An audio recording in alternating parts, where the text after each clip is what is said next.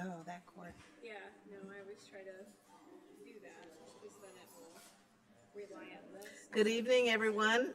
It is 6:00 p.m. on Tuesday, May 13th, 2025. I'd like to call the meeting of the Peoria City Council to order. I'd also like to welcome everyone who's here in our historic City Council audience, as well as our, council chambers, historic council chambers, as well as our listening audience at WCBU. Welcome also to our audience watching on cable channel 22. Madam Clerk, the council mics are open. Please call the roll. Mayor Ali, Present. Councilmember Allen, Present. Councilmember Carmona, Here. Councilmember Sear, Here. Councilmember Gordon Young, Present. Councilmember Jackson, Here. Councilmember Kelly, Here. Councilmember Euler, Here. Councilmember Riggenbach, Here. Councilmember Velpula, Present. and Councilmember Vespa. Here. You have a quorum present, Madam Mayor. Thank you. Everyone, please join me and stand for a moment of silent prayer or silent reflection, followed by the Pledge of Allegiance.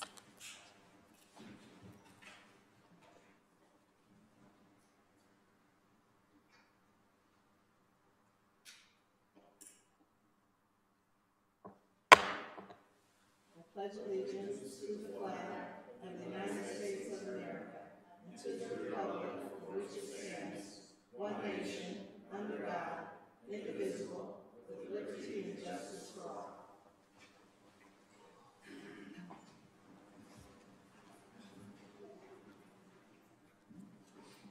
Madam Clerk, We are at proclamations. we have several proclamations tonight.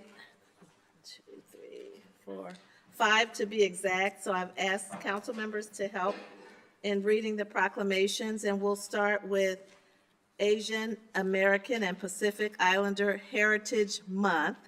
And Councilman Dr. Velpula will share this proclamation. Whereas Asian American and Pacific Islander Heritage Month is an annual celebration that recognizes the historical and cultural contributions of individuals and groups of Asian and Pacific Islander descent to the United States. And whereas Asian American and Pacific Islanders includes cultures from entire Asian continent and the Pacific Islands of Melanesia, Micronesia, and Polynesia. AI people are the fastest growing population in the United States and make up approximately 7% of the total population, whereas in 1979, Representative Frank Horton of New York proposed Asian Pacific Heritage Week, and after the House and Senate passed the resolution, it was signed into law by President Jimmy Carter. In 1992, it was expanded to a month-long celebration to be held in May as Asian Pacific Heritage Month. In 2009, it was renamed as Asian American Pacific Islander Heritage Month.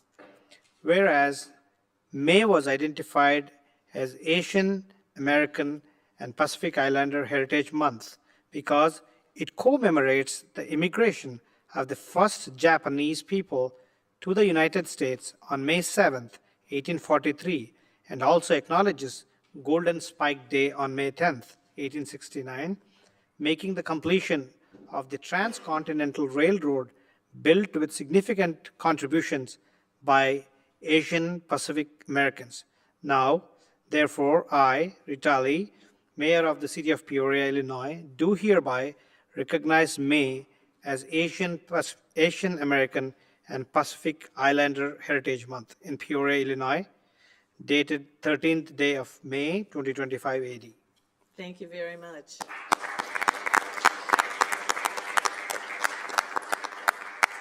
This is also the fastest growing population in the city of Peoria.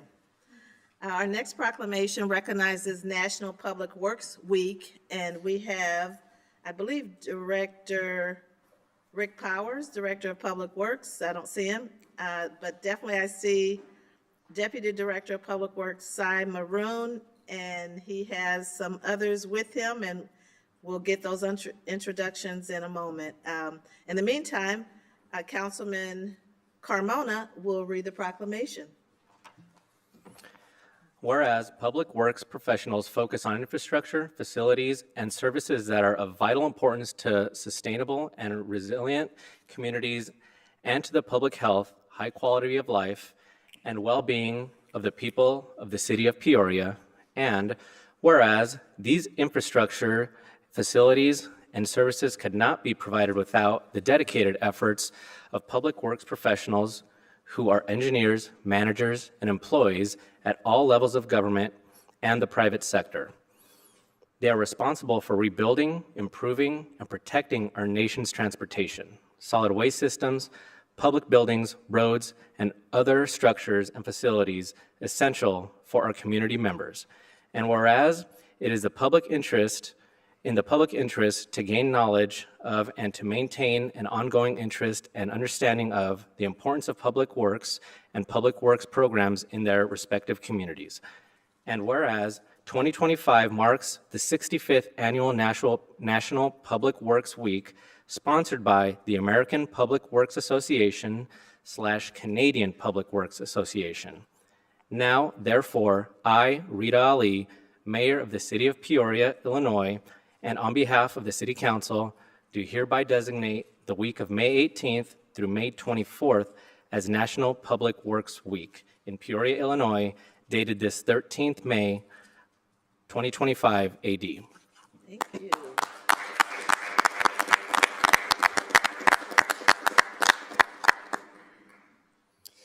Thank you, Madam Mayor, for this recognition. This is an annual thing that goes on not just here locally, but it's a nationwide celebration for National Public Works Week.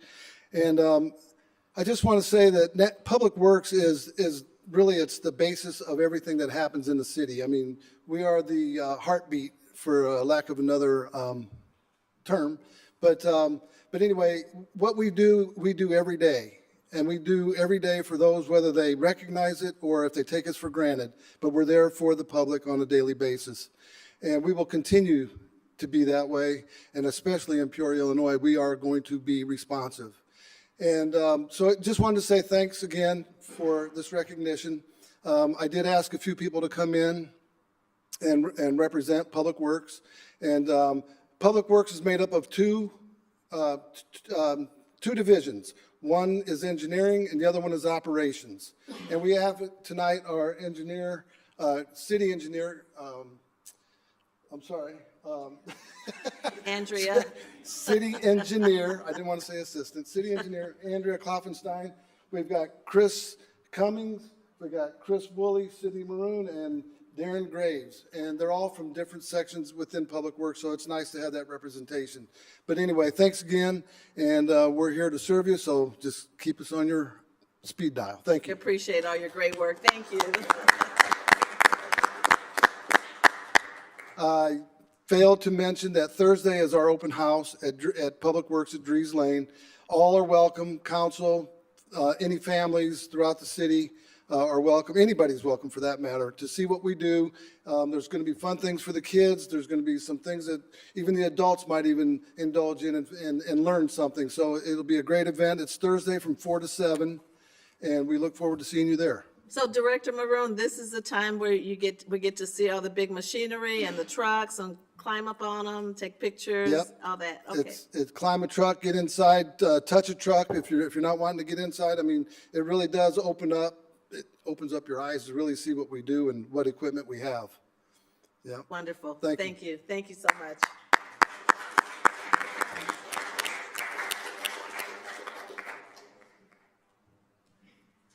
Our next proclamation recognizes Building Safety Month. We have Director of Community Development, Joe Doolin, Rich Storm, our Building Manager, Matt Ziller, our Building Inspector, Isaac Garcia, Building Inspector, Julio Garcia, Building Inspector, and Craig Reed, Building Inspector. And our proclamation will be read by Councilwoman Jackson. Thank you, Madam Mayor.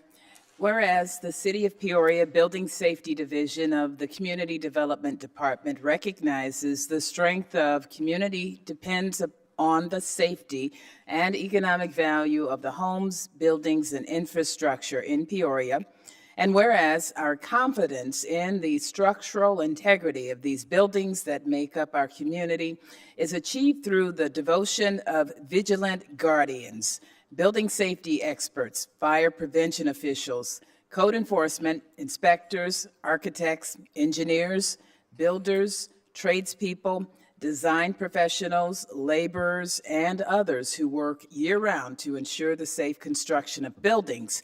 And whereas safety is the built environment is an essential component of maintaining public health, and building safety plays a major role in not only protecting our community members, but also protecting the property values of our city and reducing blight throughout the community.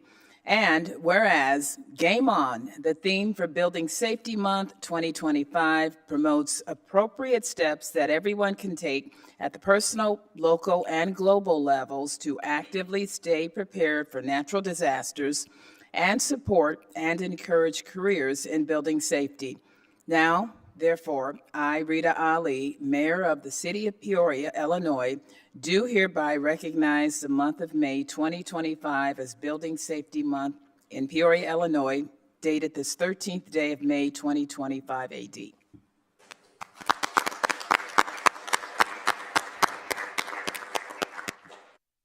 Thank you, Mayor. Thank you, Councilman Jackson. Thank you, Council. So May is Building Safety Month, and it really is a time for us to do two things: to kind of remind the public about the steps that they can take to ensure that the safety of their buildings, things they can do, making sure their smoke alarms are working, making sure egresses are working. But it's also a time for us to recognize the building safety staff that we have. I often, being in the director position here, when things don't go quite as fast as some people want with permits and inspections and things like that. But one of the main reasons is because we all want to go to sleep at night knowing that the buildings our public go into are safe. And we have 4 building inspectors for the entire city of Peoria that look at about 3,500 building permits each year. They work incredibly hard to ensure that not only the project is going to be built correctly, but then it's actually built correctly. So we have confidence when our residents go into buildings and things like that, they're going to leave the buildings in a safe place too. I think it's something you hear about larger disasters of condo in Florida a few years ago, even a very close scare for the city of Peoria down the south end 2 years ago with the church collapsing. All things that we try really hard to prevent up front as much as we can. And we really do have a dedicated staff that believes in public safety and being public servants. So I just want to take the time to recognize the staff that I have with me. I have a couple that are sick, and then also not with us tonight that are a main component of our building permit. I want to thank the fire chief, and Ryan Harris specifically for their involvement, Julie Schmidt with their public works department. It really does take a team of everyone working together to ensure building safety in our community. So thank you. You're welcome. We truly do thank you for this important work that you do for our community and the people of our city. Thank you. Thank you, Mayor.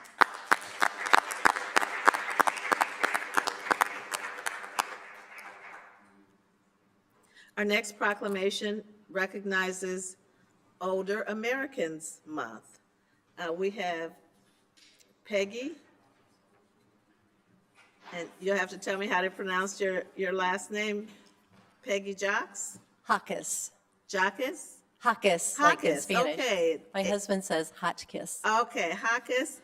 She's the CEO and founder and executive director of Graceland Center for Purposeful Aging. And then we have Krista Fuller, who's the program coordinator for Graceland Center for Purposeful Aging. Thank you for being here, ladies. And we have Councilman Gordon Young, who's going to read the proclamation. Thank you, Madam Mayor. Whereas May has been designated as Older Americans Month, dedicated to honoring the diverse and valuable contributions that older adults make to their families, communities, and workplaces. And whereas, as the population of older adults continues to grow, it is essential to acknowledge their vital role in shaping the social, cultural, and economic landscape of our nation. And whereas it is important to encourage the physical, emotional, and mental well-being of older adults by providing access to resources, services, and opportunities that support independence and enhance their quality of life. And whereas we recognize the need for continued education and advocacy to address the challenges faced by older adults, including those related to healthcare, housing, and social inclusion. And whereas We encourage all community members to support and engage with older adults in their communities, resulting in a culture of respect, appreciation, and inclusion for all individuals of all ages. Now, therefore, I, Rita Ali, Mayor of the City of Peoria, Illinois, do hereby recognize the month of May as Older Americans Month in Peoria, Illinois, dated this 13th day of May, 2025. Thank you.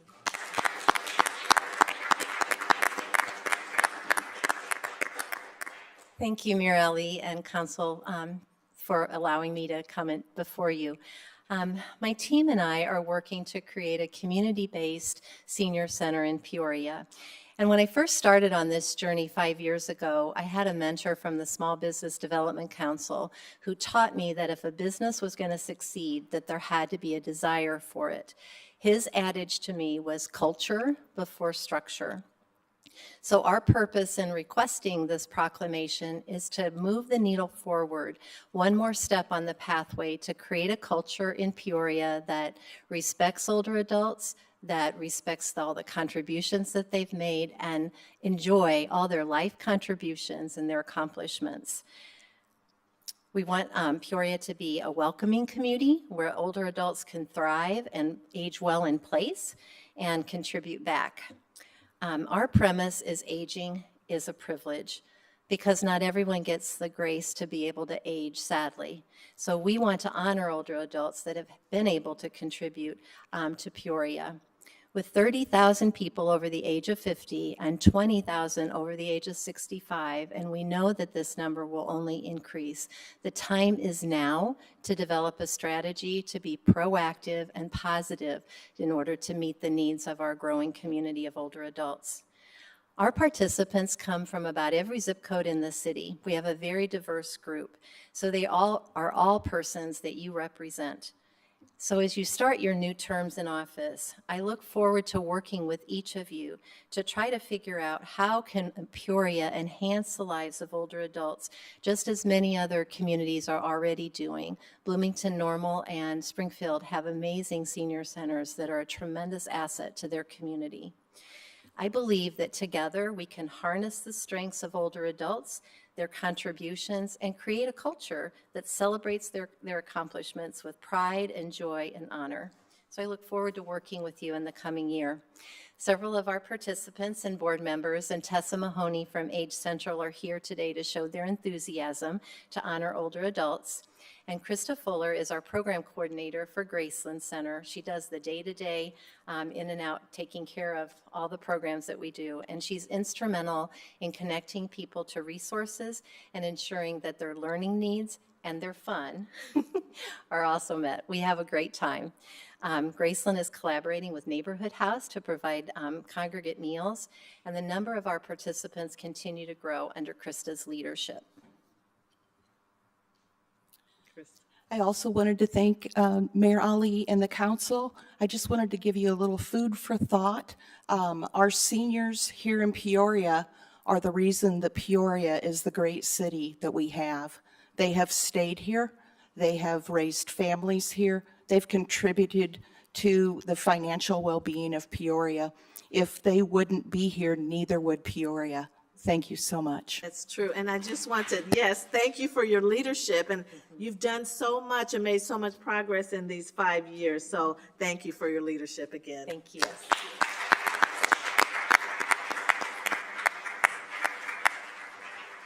Our last proclamation recognizes 100 years of Caterpillar.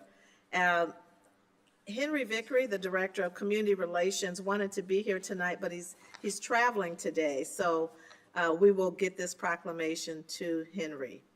Whereas Caterpillar traces its roots to the early innovations of the Hope Manufacturing Company and the CL Best Tractor Company, whose merger in April 15, 1925 formed the Caterpillar Tractor Company.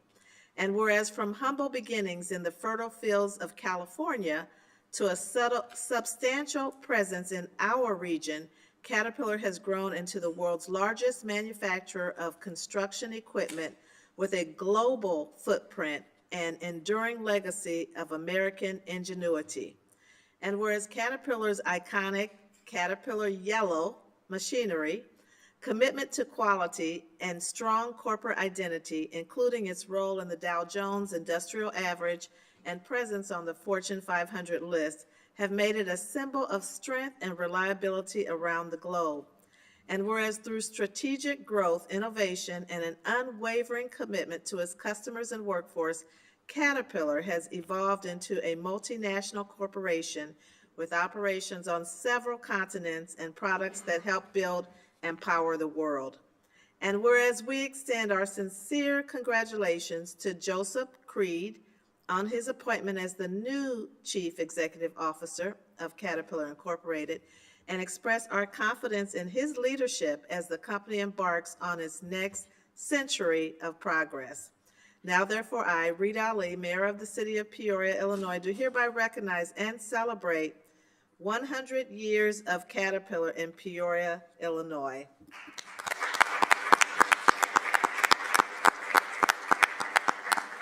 And I just remind everyone that although Peoria is not the headquarters of Caterpillar, Caterpillar still maintains over 12,000 jobs in our region.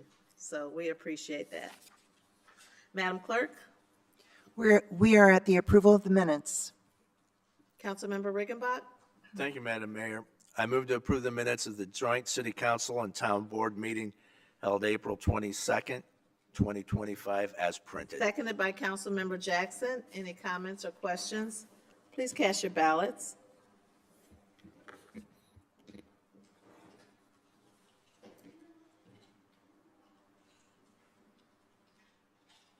Motion passes unanimously. Madam Clerk? We have one town item.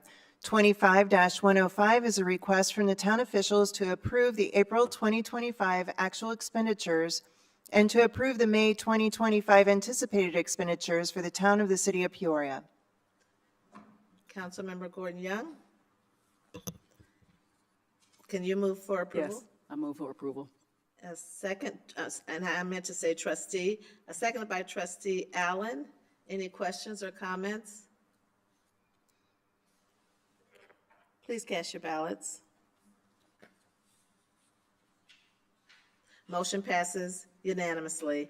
And I would note that in the retirement of trustee Graham, that trustee Gordon Young will be the liaison to the township.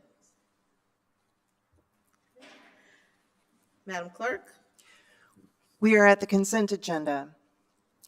25-106 is a communication with a request to approve the low bid of Illinois Civil Contractors, Inc. and award a contract for the 2024 Sidewalks and ADA Ramps Project in the amount of $805,071.01, with an additional authorization of $44,928.99 for contingencies, for a total amount of $850,000. 25-107 is a communication with a request to approve the low bid of Illinois Civil Contractors, Inc. and award a contract for the QCT Sidewalks Project in the amount of $402,966.76, with an additional authorization of $62,033.24 for contingencies, for a total amount of $465,000. 25-108 is a communication with a request to approve the low bid of Illinois Civil Contractors, Inc. and award a contract for the Evans Street sidewalk improvements in the amount of $1,012,731.70, with an additional authorization of $101,268.30 for contingencies, for a total award of $1,114,000. 25-109 is a communication with a request to approve and authorize the payment of a workers' compensation settlement to a public works employee injured on June 16, 2019, in the amount of $161,480.26. 25-110 is a communication with a request to approve and authorize the execution of a contract with Advanced Selections LLC to administer the Fire Battalion Chief Promotional Examination in the amount of $31,505. 25-111 is a communication with a request to execute the Tri-County Planning Commission fiscal year 2026 joint funding agreement and approve the City of Peoria's contribution in the amount of $62,959.24. 25-112 is a communication with a request to approve a resolution regarding the approval of closed session minutes. 25-113 is a communication with a request to approve a state motor fuel tax resolution for the Forest Hill Avenue and Sterling Avenue intersection improvement project in the amount of $150,000. 25-114 is a communication with a request to approve a state motor fuel tax resolution for the Adams Street and Jefferson Avenue signal upgrade one-way to two-way conversion project, Adams Street from William Kumpf Boulevard to Hamilton Boulevard and Jefferson Avenue from William Kumpf Boulevard to Fayette Street in the amount of $3,020,000. 25-115 is a communication with a request to approve a state motor fuel tax resolution for the Wisconsin Avenue reconstruction project from Forest Hill Avenue to McClure Avenue in the amount of $50,000. 25-116 is a communication with a request to approve a state motor fuel tax resolution for the Reservoir Boulevard from the railroad tracks to Sterling Avenue reconstruction project in the amount of $320,000. 25-117 is a communication with a request to adopt an ordinance authorizing the City of Peoria to borrow funds from the Illinois Environmental Protection Agency State Revolving Fund Loan Program.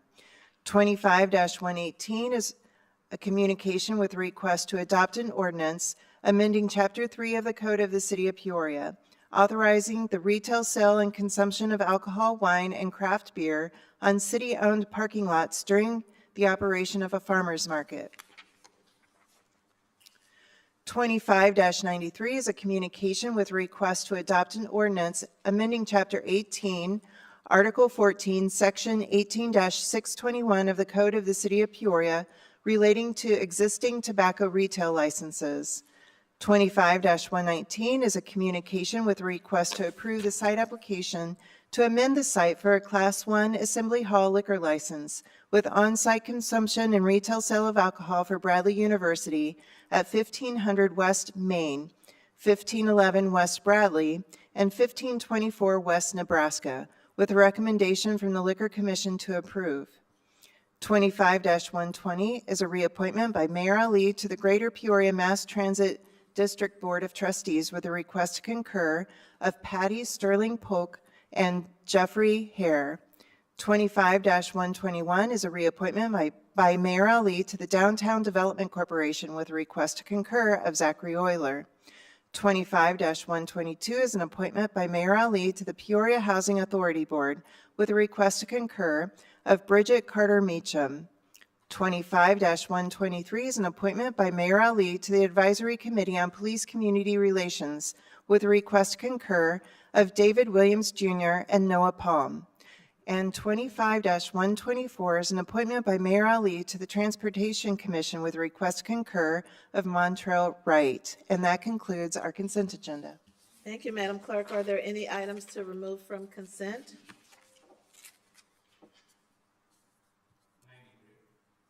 Councilmember Kelly? Thank you, Madam Mayor. 25-117, please. Okay. Councilmember Carmona? That's all right. Thank you.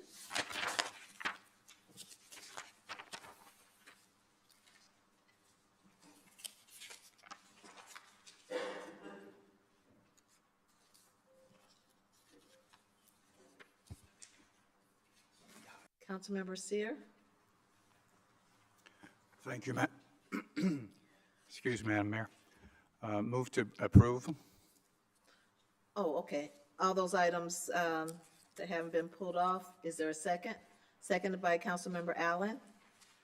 Any other discussion? Please cast your ballots. Motion passes unanimously. Madam Clerk? 25-117 is a communication from the City Manager, Director of Public Works, and Finance Director Comptroller with a request to adopt an ordinance authorizing the City of Peoria to borrow funds from the Illinois Environmental Protection Agency's State Revolving Fund Loan Program. Councilmember Kelly? Thank you, Madam Mayor. Mr. Manager, you and I spoke about this item, and there are just a couple things I'd like to get out in the public. The first was we've borrowed this money each year, and I think we all agree to that. There's no problem. But what are we currently paying, or what will we be paying in '25 on what outstanding balance? So we are currently, we've done 3 years of projects so far. We're in the process of doing 3 years. 2 years we've actually completed. So once we complete we've borrowed the money from the State Revolving Loan Fund.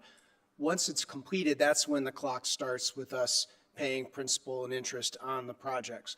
So for years 1 and 2, we have about $13.5 million that's been completed. So the principal and interest on that is about $720,000 or $700,000 of principal payments and $120,000 of interest payments. And that's at about 1.87% interest rate. So it's a very favorable interest rate for us for that. And just to be clear, does interest accrue while the project is undertaken, or does interest begin accruing only after that project is finished? We didn't discuss that, but I... No, we didn't. I know. I'm going to have to get you an answer on that question. I don't know specifically, and I don't want to tell you the wrong answer on that. If I could, I'll email council and explain what that is in terms of how much, whether that interest accrues or whether it just starts when we start. I just don't know the answer to that. Okay, and one more item.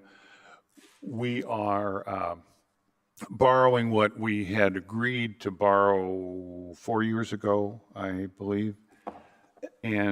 But we have projects scheduled for this year that exceed that amount by $5 million. Could you just explain that as well? Sure. In 2021, we came to you and asked for the first authorization. We thought it would last for 4 years of $32 million. We have accumulated about $24.6 million with years 1, 2, and 3 projects. The year 4 projects are estimated to be $12 million, which would mean we would exhaust the $32 million and we need to ask the state for $5 million more. So that's the reason why we're going back. And that's been for a number of reasons. It's been, as we've seen our soil conditions within the CSO, some of the areas we don't have the same infiltration rates as other areas where they're very sandy. We've, obviously maximized the loans with, focusing and our city engineer is here as well if there's a question for you, that you may have for her, where we focused on, trying to put in ADA ramps and intersections as well, where we've been working on the CSO areas. And then lastly, inflationary costs have gone up over this last 4-year period of time. So that's increasing our costs. And that's the reason why now we're asking for the additional $5 million. Our evaluation period for these first 4 years of projects comes through in 2026. So we have to get these projects completed. Our requirements of the federal government are that, we have to reduce 20% of our CSO runoff in those first 4 years, with these first 4 years of projects. We don't have to worry about some of the events that we have, but we've got to meet that milestone. So that's also why this project is this year 4 project is a little bigger. Thank you, Mr. Manager. Madam Mayor, I'd like to move for approval. Is there a second? Seconded by Councilmember Velpula. Without this special EPA revolving fund, how much would we be paying on interest for a loan like that? Well, if we were to go out on the market and bond for this, we'd probably be in the 4.5% range. So, it would double our interest rates, or more than double our interest rates that we would be paying. Okay, So good. that's why the revolving loan fund is very favorable for it. Good, I'm glad they have this in place. So we have a motion and a second. Any questions or comments on this? Councilmember Seer or? Yes. Okay. Thank you, Madam Mayor. Just a couple questions, Mr. Manager, just to revisit. I know we have done many times before. So there's 5 tranches to the deal, to the agreement. It's a 18 years or 18-year agreement, correct? All payable 20-year bond or loan, whatever you want to call it. So at the end, it will have been a 38-year process to live up to our agreement, correct? You are 100% correct. Thank you. I was hoping for that. Number 2, the $5 million we're talking about, the agreement was for $108 million plus interest, which is a lot over 38 years. So are you saying right now we're going to be up to We're going to be 113? with, again, it was $108 million in the 2018 dollars when we started this project. Okay, and I was just looking at this today, 2020 dollars indexed to 2025 are about 20% less. Your purchasing power is about 20% less. So even if it's probably even more if we go back to 2018. So that 108 is probably going to be significantly higher as we start to look at this over time because of inflationary costs going up, the cost of construction going up, our need to meet the requirements of the CSO. So, all of that is going to play in part. So I think those numbers will be higher than we're trying to keep this, our focus is trying to keep this at the lowest cost we possibly can. So that's something that we're trying to focus on with this. But time and inflation just means that those numbers are going to go up. Last question. There's a new administration, obviously, in Washington. Are we in touch with them? I've read some articles in the past few weeks or many weeks about, is our agreement, I guess the way I'm going to ask, is our agreement still valid? And you see us having to live to the fullest of this agreement? Well, it's a binding consent decree with the U.S. Department of Justice and the U.S. Department of, the U.S. Environmental Protection Agency. Those two parties would have to agree to open up the consent decree for any modification to it. The U.S. EPA is sending inspectors down to take a look at the projects that we've put in place, which is part of their purview as they're monitoring the programs. So we'll have to see if there's going to be a change in the perspective of this administration right now in terms of consent decrees. Thank you, Mr. Manager. Madam Mayor, thank you. Do you have a second? Is that somebody Yes, second? we have a Okay. second. Thank you. Okay, please cast your ballots. Motion passes unanimously. Madam Clerk? 25-93, excuse me, is a communication from the City Manager, Corporation Counsel, and Finance Director Comptroller with a request to adopt an ordinance amending Chapter 18, Article 14, Section 18-621 of the Code of the City of Peoria relating to existing tobacco retail licenses. Councilmember Carmona? Thank you, Madam Mayor. I first, observing this from the cheap seats over there when you guys were talking about it before I was on council, I don't think I'm going to change anybody's mind with what I'm going to say, but I just feel like it has to be said because it's a question about what the government's here for and what their purpose is. So after we lower this number, it's always more difficult to, it's going to be more difficult to raise it back up even by one more license. So I just want to throw a little bit of caution out there. A person much smarter than me once said that there's nothing more permanent than a temporary government program. And even though this is not a temporary government program, the sentiment is the same, that we're removing a license and it's going to be very difficult, as I see it, to get it back. The question here, well, not question, but statement, I guess, is, should we stifle law-abiding citizens from opening up a business in the free market and in a so-called oversaturated, sector?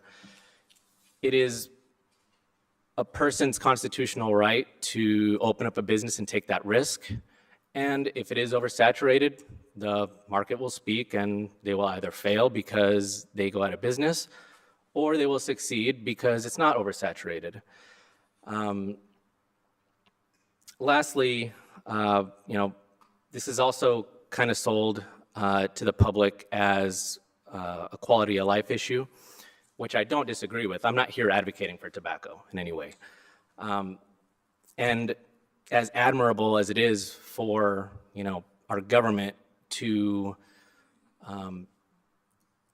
tell us to be healthy and how to live our lives, that is up to adults to decide what they are going to do, whether it's have a cocktail or smoke a cigar or a cigarette or whatever. So in long story short, I cannot support this measure because it's stifling growth and much needed tax revenue that we need for the city as well. Thank you. You're welcome, Councilmember Carmona, and I appreciate your perspective and encourage you to continue to share your perspectives. Councilmember Vespa? Thank you, Madam Mayor. I do appreciate Councilman Carmona's perspective, but for me, it's not just an eyesore when you see these vape shops, which they are eyesores. We saw them popping up on every corner for a while. It's not only deadly products, but it's also positively correlated to crime, property crime and violent crime within neighborhoods surrounding these standalone tobacco shops. There's actually studies that have supported this finding. The FBI said that if criminals are looking for quick cash, then robbing convenience stores or small, especially retail shops, is one of the best ways to do it, and specifically found that tobacco-only shops are generally big targets. So I don't think it's good for a number of reasons, and I do support keeping the cap where it is after the withdrawal of the one license. We can have discussions if people want to come here before us and want to make an individual case. That's fine. But I am certainly not enthusiastic about these businesses. I'm not trying to shut them all down. But we do not want to keep having them proliferate through our city. Thank you, Madam Mayor. You're very welcome. Councilmember Kelly? Thank you, Madam Mayor. Mr. Corporation Counsel, do we have a policy that says every time one of these outfits goes out of business, we reduce the number of licenses? I know it has been our practice, but is that a policy?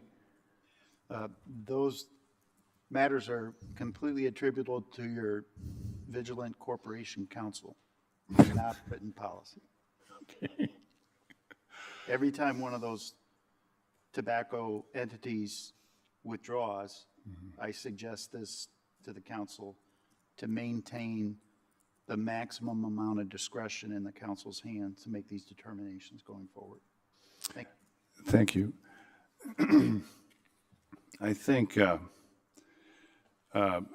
first of all, I agree with much of what Councilman Carmona said. Another problem I have with this and a few other businesses that we have in Peoria that are unpopular, it is easy to go after them, and where we do not necessarily go after other businesses. And that bothers me a bit. Also, we have a lot of liquor licenses out there, which are also they also have there's a certain correlation with crime, but we're not reducing those when another one closes down. I'm not a fan of vape shops or whatever, but I think I just think we have a responsibility to public safety, but we also have a responsibility to preserve the freedoms of our citizens. And so I will be voting against this. I will be voting against this. Thank you, Madam Mayor. Okay. welcome. Any other comments or questions? Councilmember Riggenbach? Thank you, Madam Mayor.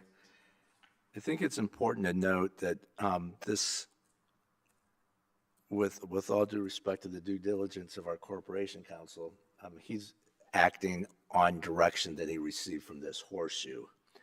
And that was something that we deliberated about and gave a thorough vetting to, in my opinion. I think it's also important to note that we're not prohibiting future licenses being issued, but they do need to come, and part of that process would be council amending the cap.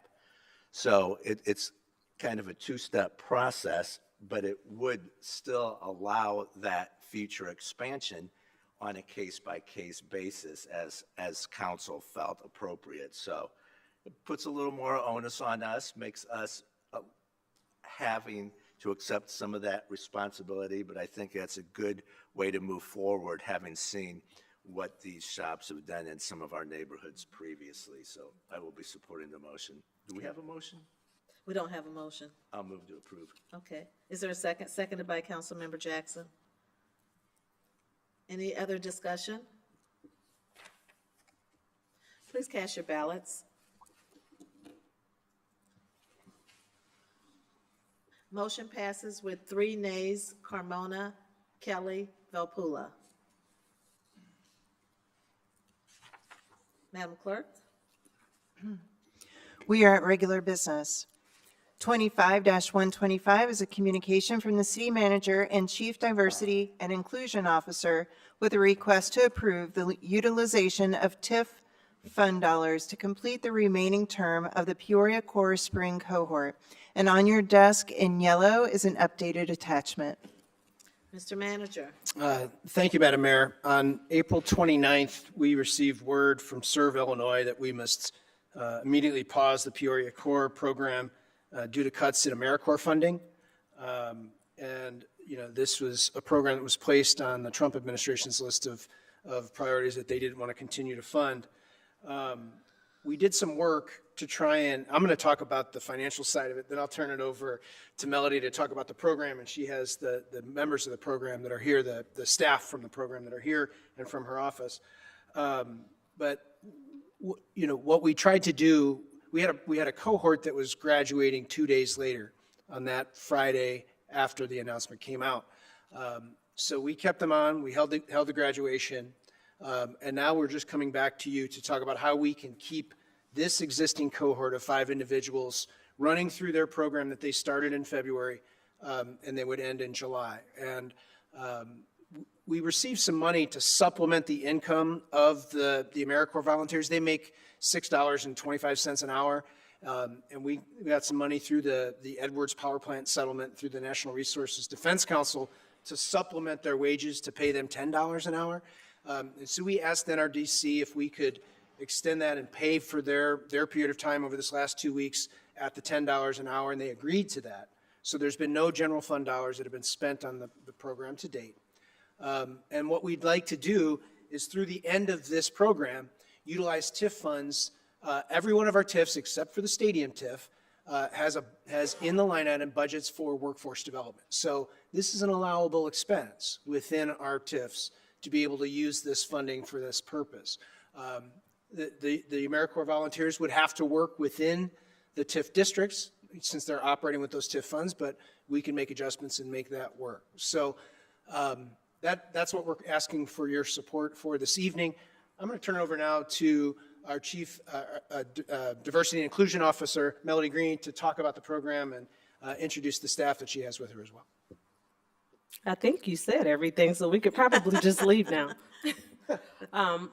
Mr. Manager, Mayor Ali, and Council, thank you for allowing us to present this agenda item tonight. As Mr. Manager said, I'm Melody Green. I'm the Chief Diversity and Inclusion Officer for the City of Peoria. With me tonight, I have my team, Amelia O'Rogie, who is the city's DEI generalist. Amelia has also held role as the Peoria Core Case Manager, as well as the Peoria Core Program Director and interim Peoria Core Program Director. So she's bridged the gap in many spaces for us. We have Kevin Bennett here, who is our current crew supervisor, and he's done a phenomenal job in the field with our cohort members. And then Amanda Wilson is our current program director. And so they are down at Peoria Corps holding down the fort while I am here in City Hall. Mr. Manager said most of the details of what I plan to mention here to you all today, but I will go over some of the highlights of the program because I want to make sure we're able to point out the importance of what these members have done in our city to keep it beautiful and to develop themselves in our community. So since its beginning, the AmeriCorps-based Peoria Corps program and its cohort members have made a substantial and lasting impact on the city of Peoria through environmental stewardship, green infrastructure, maintenance, and community service. Each year, we have 2 cohorts work to advance workforce development and quality of life improvements across our neighborhoods. While the program has historically undergone many changes, including departmental housing, pass-through agency changes, leadership changes, and changes to the composition of the cohorts, Peoria Corps' impact on our community and many communities across our nation, just like so many other AmeriCorps programs, is undeniable.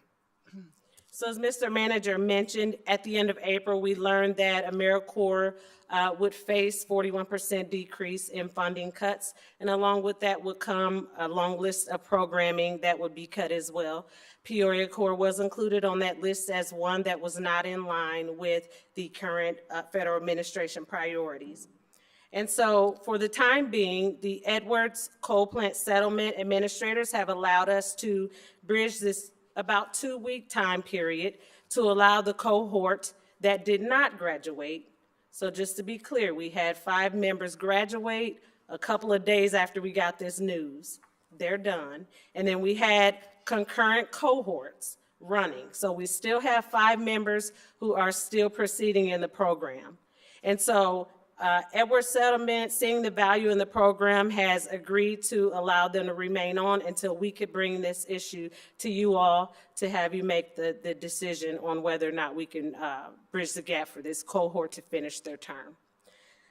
And so, with that being said, at the end of May, if we do not pass this measure tonight, the program will be terminated indefinitely, absent some federal administration reversal or legal injunctive measures to stop these actions.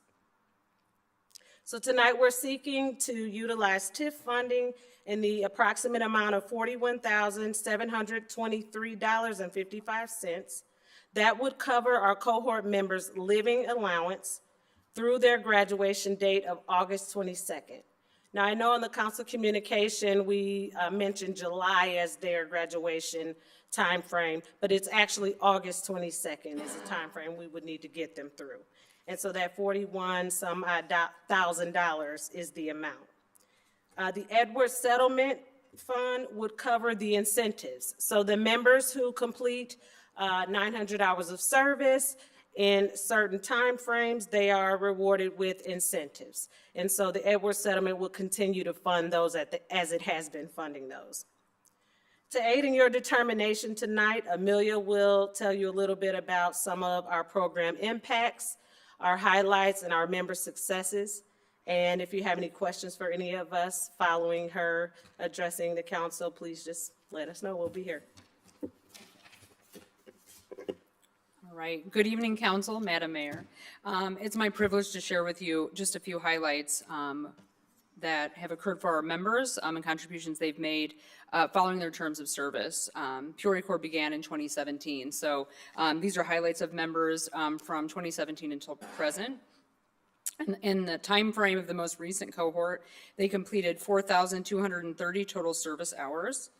3,568 hours were directly tied to program activities such as litter removal, seed harvesting, plant installation, and green infrastructure maintenance. Members contributed to the care of over 60 acres of city green space. Environmental results included 541 bags of litter removed and 688 bags of leaves and debris collected. So that's just for this most recent cohort that began in January of 2024. 81 tires were also properly disposed of under the direction of the Peoria Corps Crew Supervisor. In cohorts 11 and 12, so starting in October 2024 and going through April 2025, 6,495 and a half additional service hours were logged. Members contributed to the care of over 85 acres of city green space. Environmental cleanup results included 718 bags of litter removed, 586 bags of debris cleared, 121 pounds of aluminum cans, and 213 pounds of scrap metal collected, 28 tires, and 6 televisions disposed of properly, again, all under the direction of our Peoria Corps Crew Supervisor. Green infrastructure efforts specifically included 24 shrubs planted at Fayette and Monroe, 5 trees planted at Martin Luther King Drive and Union Hill, and 3 pounds of native pollinator seed sown at the MacArthur Highway Rain Garden. In addition to that, we'd like to share some specific member milestones. In the most recent cohort that just graduated, one member, Adela Williams, completed all 900 service hours and earned her AmeriCorps Education Award about 2 weeks in advance of the end of her term. We had 4 additional members, Brad, Taryn, Steed, and Kendall, who were all near completion of their terms when the national stop order was issued. Despite having fulfilled their living allowance, all 4 intended to continue serving voluntarily, reflecting their commitment to the city and to the program. That cohort, which was cohort 11, did proceed with their graduation on Friday, May 2nd. Cohort 12, the current cohort, has 5 members, and they are on pace to complete 900 hours each for a projected total of 4,500 hours prior to the program pause. Every member showed exceptional engagement and progress. In regards to former members, the following former members went on to work with GIMAX: Clara Gonzalez, Andre Hoyle, Jonah Bloom, and Kristen Shadwell. Rachel Notter, a former member, went on to do an internship with GPEDC, got her MPA, and now works for the Indiana Economic Development Corporation. Stephanie Moreno went on to work as a temporary City of Peoria code enforcement aide. Nadia Alton graduated from ISU, utilizing her education award through AmeriCorps to obtain her bachelor's degree in interior design. We'd also like to mention that Darren Graves, who you saw earlier from our Public Works Department, began his career as a Peoria Corps Crew Supervisor, and upon his return from military duty, he assumed the newly created Green Infrastructure Coordinator position at our Public Works Department. Just a few other accomplishments here that we wanted to note about the program itself. It both provides a tangible environmental impact and also provides young adults and any adult in the program with workforce development. All Peoria Corps members receive hands-on training in green infrastructure, landscaping, and environmental services. They receive professional certifications such as their OSHA 10 and First Aid CPR certification, amongst others. They also receive work readiness skills, including punctuality, teamwork, communication, and reliability. Our graduates are better prepared for employment in public works, construction, environmental careers, and more, contributing to a stronger local workforce. They also provide cost-effective city support. Peoria Corps fills critical service gaps that would otherwise require additional city labor or contractor expense. An example, maintaining rain gardens and bioswales, tree planting and care, and regular litter and debris removal. They also are involved in positive community engagement. They become visible stewards of their own communities. Residents notice and appreciate their cleanup and beautification work. Members often live in the neighborhoods they serve, creating community pride and ownership. Projects reduce blight, enhance safety, and contribute to neighborhood revitalization. Peoria Corps works in alignment with city goals, including workforce readiness and youth engagement, neighborhood revitalization, environmental sustainability, and investment in underserved communities. Thank you. If I could just end with one thing that stood out to me and what Amelia was saying, I just want to point out that Peoria Corps is a program for all of us, for everybody. We have all demographics, we have all ages who are adults. We don't serve kids or allow kids to serve, but adults of all ages, all demographics, all backgrounds. We've taken justice impacted individuals.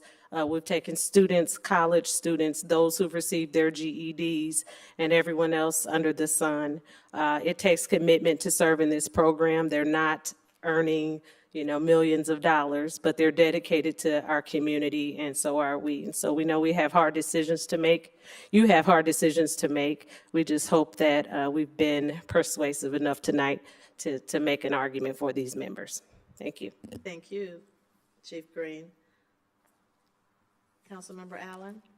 Thank you, Madam Mayor, and thank you so much, Chief Green, and to your team, Amelia, Kevin, and Amanda. I've personally observed Peoria Corps. I was honored to speak at a graduation a couple of years ago. I've recruited young people to Peoria Corps because I understand that it is a great opportunity for them to get some lifelong skills, professional development, pat the stats on the resume, great opportunity to pipeline them into other industries and professional development opportunities, and you all listed those in the milestones, so I appreciate that. Chief Green, typically, what's the average size of a cohort that you all recruit for? Because I know you say you have 5 and the one currently that's set to graduate in August. Is that typical? That is typical. The max for our cohorts is 6. They do run concurrently, so we would normally have 2 6-people cohorts a year. They just graduate, start and finish at different times. Okay. Thank you. And then I know, and I appreciate the pivot of us looking at TIF funds as well as the Edwards coal plant dollars as well too. Do you all foresee an opportunity for us to get an extension to be able to launch another cohort possibly in the fall, or is that something that's still kind of unknown? We're working on it, looking at all options, but if I'm honest, things are so up in the air with those who have sort of made these funding decisions. We did receive word of a new notice of funding for programs that had been terminated. There was a little confusion as to introducing new funding to a program that was just terminated for failing to align with federal priorities, but we don't have all the details at this time, and neither does some of the state agencies that are pass-through agencies for our program. Well, I appreciate your leadership and the ability to, worry about what we can control and looking at what levers we can pull, especially to ensure these 5 people who are currently enrolled in the program, they ultimately graduate. They are individuals who are showing up each and every day, working to beautify our communities, and it isn't their fault that they're being impacted by federal priorities that change from time to time. So I'll be supporting this measure tonight. Thank you, Chief Green. Thank you, Madam Mayor. Thank you. Councilmember Gordon Young? Thank you, Madam Mayor.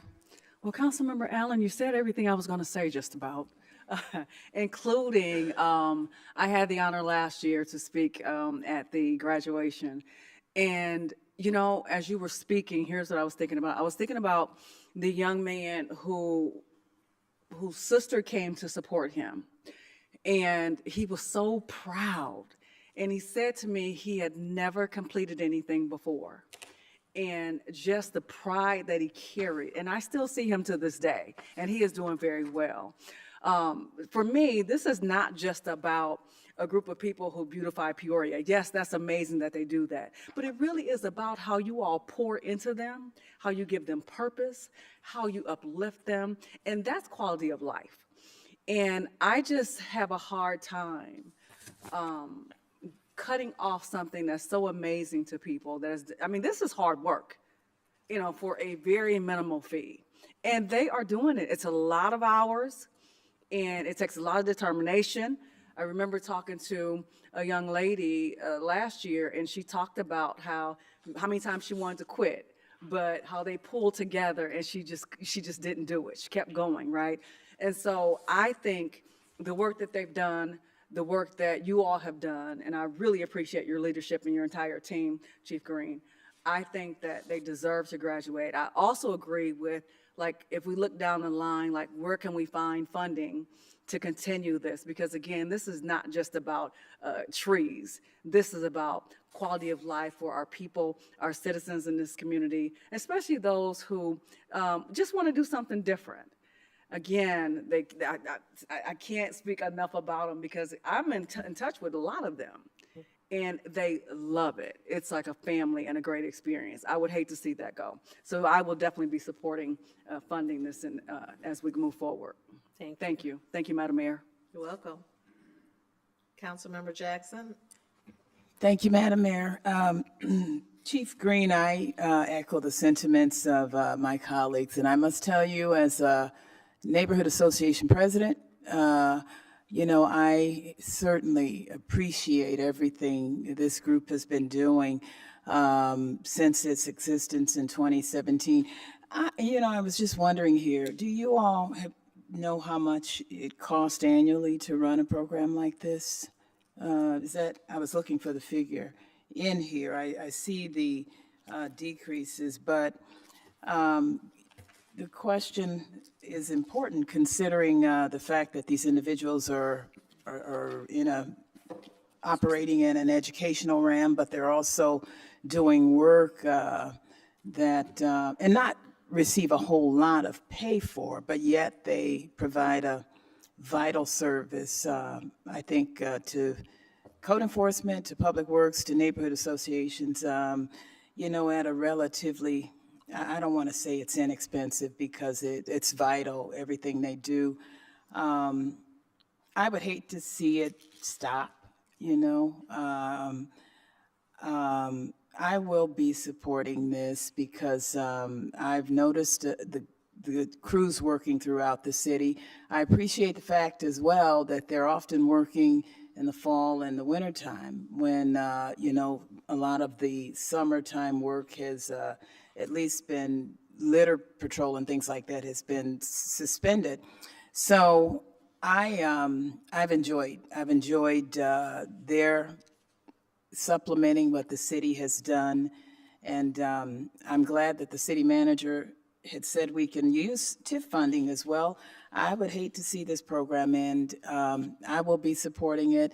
And Mr. Manager, one of the questions that had been in the back of my mind, we somehow found money to hire additional public works employees. And I've been asking myself, we need to hire some more code enforcement employees. Yet, it's not been talked about, but anything that we can help supplement city staff, public works, code enforcement with a program like this, I think is wonderful, and I will be supporting it as well. Thank you. And just to answer your question, Councilmember Jackson, the total annual budget for the program year 24-25, which is the current program year, was $424,205, and there is a variety of sources. The city has a match amount that they provide both cash and in kind, and then also there's other matching sources this year, which include Edwards Coal Plant settlement and also some funds that were matched by the state, and then of course the AmeriCorps dollars, which are what was cut. You're welcome. Councilmember Kelly? Thank you, Madam Mayor. I think that Peoria Corps is one of the better things that we do in our city. It's bringing people along to the extent that they need it, and I don't suspect everyone needs it, but to the extent they need it, the personal discipline required to hold a job, to go out there every day, is priceless. So I'll be supporting this. I'm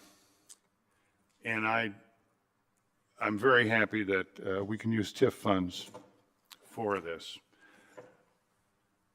This is something that, this is probably a little weird to bring up, but to me, this is such an important thing for our city to do that we should not, and I don't know why it's an important thing for the federal government to do or the state government to do.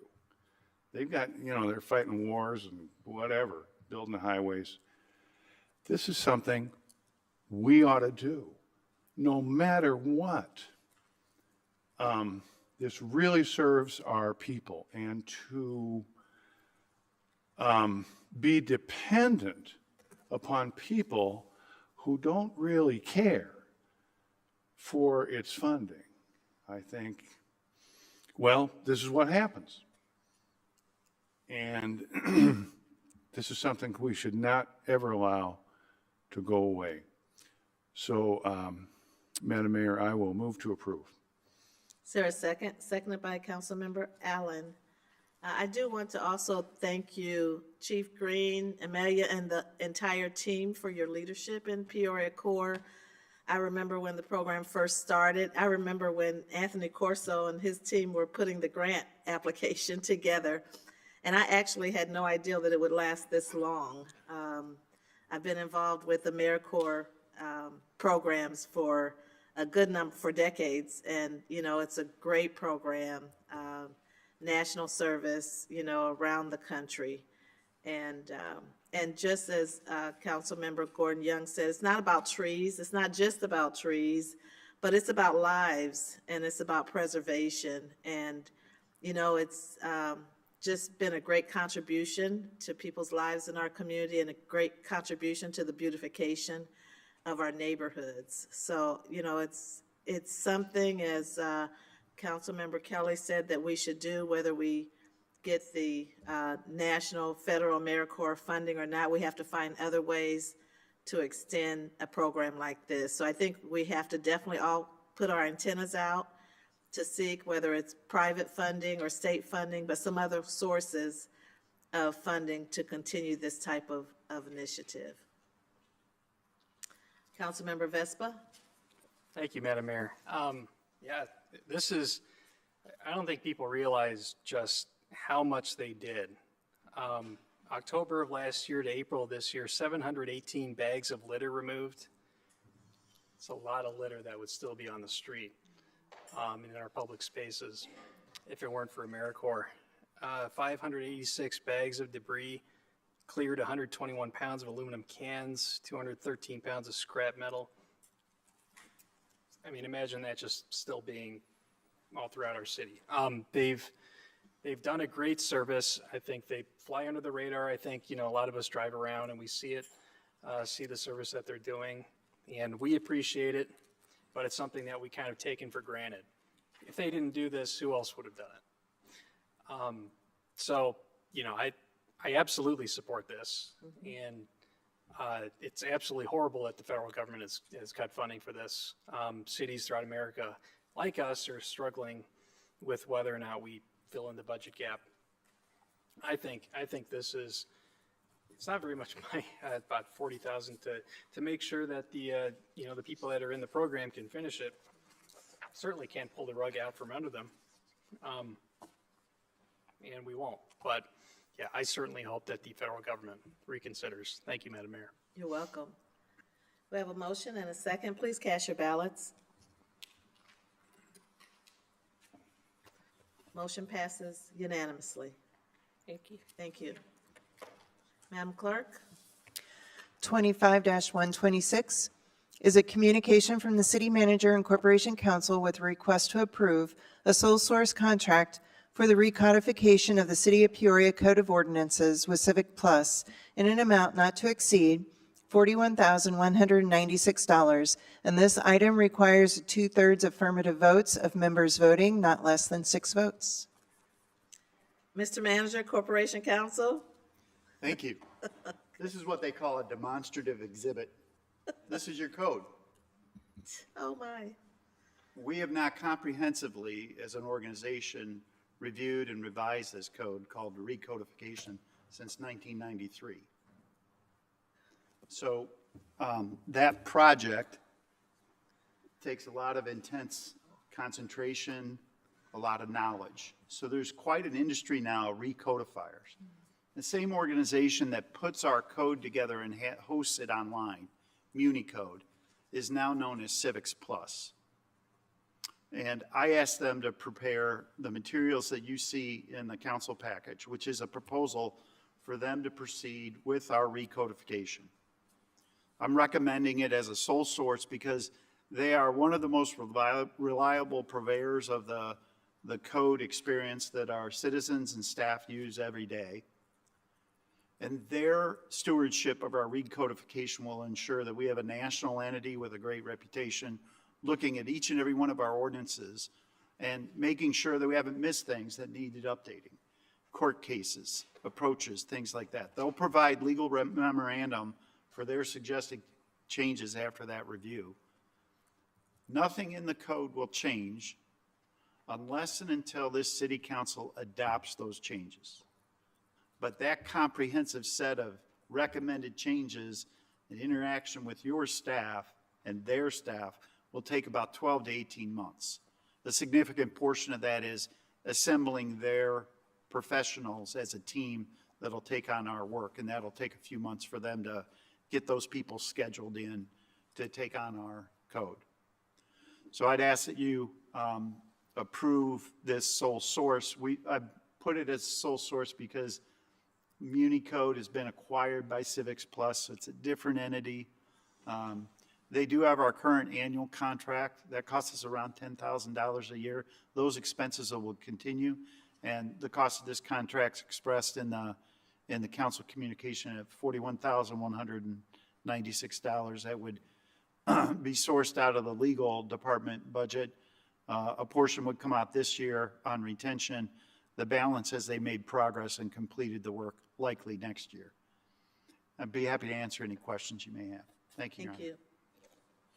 Councilmember Seer? Thank you, Madam Mayor. Thank you, Mr. Hayes, for volunteering your department to pay for this expense.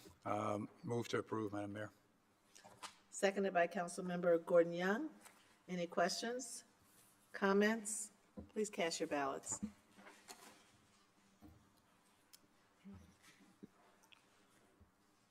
Motion passes unanimously. Madam Clerk? 25-94 is a communication from the City Manager and Corporation Council with a request to adopt an ordinance amending Chapter 30, Article 5, Section 30-298 of the Code of the City of Peoria relating to towing of private vehicles and fees. And on your desk, there is a handout of an updated council communication and ordinance. Council Hayes? Thank you, Madam Mayor. Council may recall that at our last meeting, we had a discussion about our rotational tow list. The rotational tow list allows our law enforcement officers to clear scenes quickly because the participants in the list guarantee that they'll be present within a half hour of being called. On occasion, they may not be available and so that they can pass, but this is a critical element of the performance of your police department for them to finish up and get off a scene, and oftentimes it's the tow truck coming to pick up the vehicle is the last thing that happens. So it's important for our police to have reliable service. We have 9 entities that serve us now. The chief of police feels that that's an adequate number for the service level we have. The rotational fees then are established by our ordinance, and the individuals whose vehicles are towed have to satisfy that fee. We last adjusted that fee in 2020. I think the council action was in 2019, and it increased the fee from $100 to $150. You may recall that there was a scale as well that was $5 a year was added, so the present fee is $175. That hasn't been adjusted since January of 2024. Last meeting, we recommended increasing that just by CPI, and that was reflected in the council communication in the draft ordinance. Before you today is a modified recommendation. I met with Bruce Pedigo of Chuck's Towing and Donnie Stanton of Mr. Towit, 2 of our most reliable providers of this service. And those gentlemen expressed a lot of concerns about their industry. One of them is the president of the statewide association, towing association, and they feel that our fees are behind the times. And they were adamant that the adjustments that we suggested were inadequate to deal with their costs. I met with them, and there was a couple of compelling data points I wanted to share with you. The state police present fee is $250 per tow. That's quite a bit more than what we're at $175 right now. Champaign-Urbana, which is a downstate community and obviously a college town, has a lot of towing, they're at $200, and they modified that over a year ago. We had suggested our fees escalate to $205 in 2029. My recommendation is that the council accelerate the pace of the change of fees and establish the fees as of June 1st of this year at $200 per tow, and not change that fee through 2028. and then come back to council in 2028 and see what we're doing. And change one other element that isn't present in our fees. We looked at a lot of other jurisdictions, and it wasn't really fair to compare the fees directly because their tow fee wasn't the only fee that was charged. There were a lot of other fees that were charged. In order to fully address the cost issues, I'm recommending that we also modify our practice of not charging for mileage within the city of Peoria and allow them to charge $5 per mile within the city of Peoria, which they can't charge now. They presently can charge $5 per mile if they have to tow a vehicle outside of the city from a rotational tow pickup. But that would allow them to address their cost issues. They at least said last week when we met that that would satisfy their issues in the interim. And they felt like we could do a little more as a staff to make sure we're monitoring their industry and improve performance over time with some of the other vendors. So with that, I indicate to you that they had a compelling set of facts about their costs, showed me their insurance rate costs over the last few years, which are considerable. And so they made a compelling case to me that this adjustment is appropriate, will allow us to continue to get the service we need to have our law enforcement officers quickly clear scenes, and we'll revisit this in 3 years in 2028 and see whether those adjustments have been adequate and whether we should adjust it further. I'd be happy to answer any questions. Well, thank you. There are several questions. I'm going to lead off. Can you articulate the differences between the last staff recommendation and this one in terms of dollars and cents? Yes. A recommendation that we presented at the last meeting was to immediately modify the fees to $185, go to $190 on January 1st of 2026, $195 January 1st of 2027, $200 on January 1st of 2028, and $205 January 1st of 2029. There were a few other fees that were in that set of fees that were adjusted slightly to reflect those changes as well. Those haven't been changed in this recommendation. They remain the same. The mileage rate did apply outside of the city of Peoria, but would apply in this recommendation within the city of Peoria so that they could gather that cost as well. And why would you add the mileage cost to the city of Peoria, within the city of Peoria? And why is it at $5 per mile? Couple of things. We had a rate of $5 per mile for outside the city, so keeping the mileage rate the same made some sense. Okay. The mileage rates, depending on where you're at, vary from jurisdiction to jurisdiction. Some charge 5, some charge 4. The rate change overall, changing to where it was in adding the mileage, was that I felt in good conscience we couldn't go to 250 as the state police have, and that was just too much. But to address their cost issues, because there's a real cost to the moving the truck and the vehicle around, that addressing it through a mileage charge was an appropriate way, and it's a common way that many jurisdictions deal with these different costs and whatnot. I'm just wondering if we add the mileage cost, if we're getting up to that 250 or more, possibly. I think within the city of Peoria, you're likely to have a maximum mileage rate that might approach that $50 mark if they're at the far north end of town and have to move, a full 10 miles. I think it would be very uncommon to be over that amount. I think the state police charges a $250 plus a mileage. So, it's not really a direct comparison. And when you look at the different communities, there's all kinds of different charges that apply in different communities that we don't have. So there wasn't a convenient large set of apples to apples comparisons to present. Okay. Councilmember Gordon, yeah? Thank you, Madam Mayor. I wanted to commend Bruce of Chuck's Towing and Donnie of Mr. Towit for their resilience, for sticking with this, for coming back, for calling, I've learned more in the last couple of weeks about tow truck, about the towing industry than I ever thought I would want to know. What I have found, though, is that many of the things they spoke about is true. In that, like during my tenure with the Peoria Police Department as a dispatcher, we had a rotation list of about, at one time, 20 tow trucks or tow companies. And that is significantly lowered, in the last, I don't know how many years. And so we don't have a lot of tow companies anyway. So let's just say we have an accident and we need 3 tow companies. Well, if we've got 8, and I may be generous with the number that we have, well, it's 9. We have 9. We have 9. Wow. Okay, well, we're already, down 3, and so again, we don't have a lot of people doing this, and I think that it requires a lot of work to do it. But one of the things that I want to apologize for is the last meeting, I inadvertently and mistakenly lumped 2 things together. I was talking about the impound fee and how that tacked on with the towing fee would be unfair to our citizens. Well, here's what I know.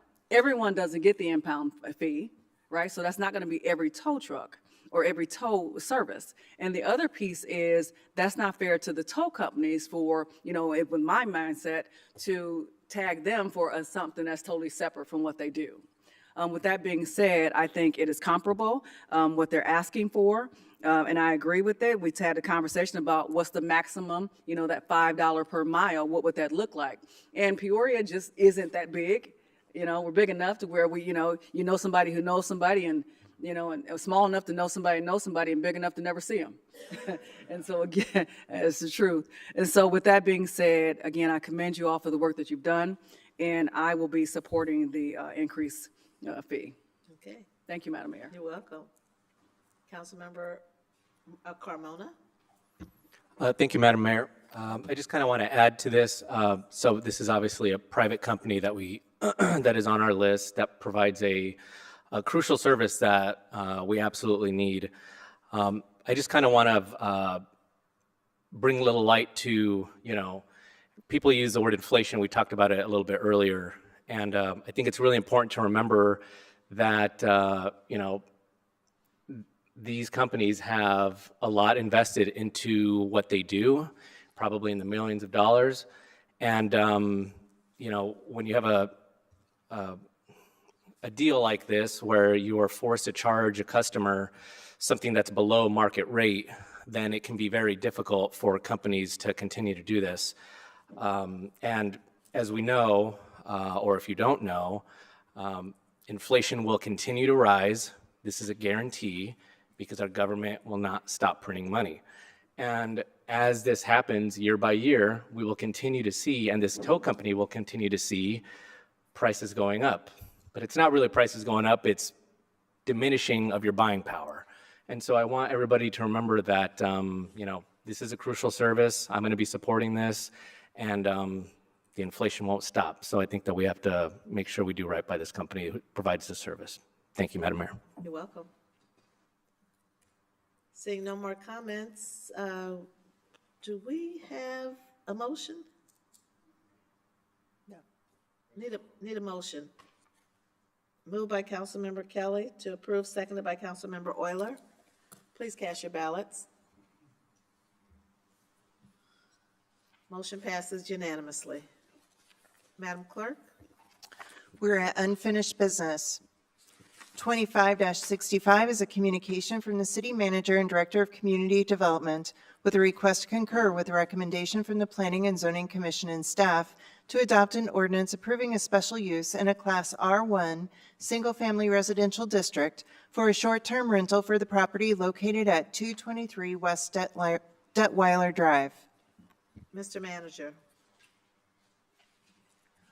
Thank you, Madam Mayor. I'm going to turn the floor over to our Assistant Community Development Director, Leah Allison. Thank you, Council, Madam Mayor. Just a refresher from the last time this case was before you, it's a request for a short-term rental at 223 West Detweiler. The request is for occupants of a 3-bedroom home.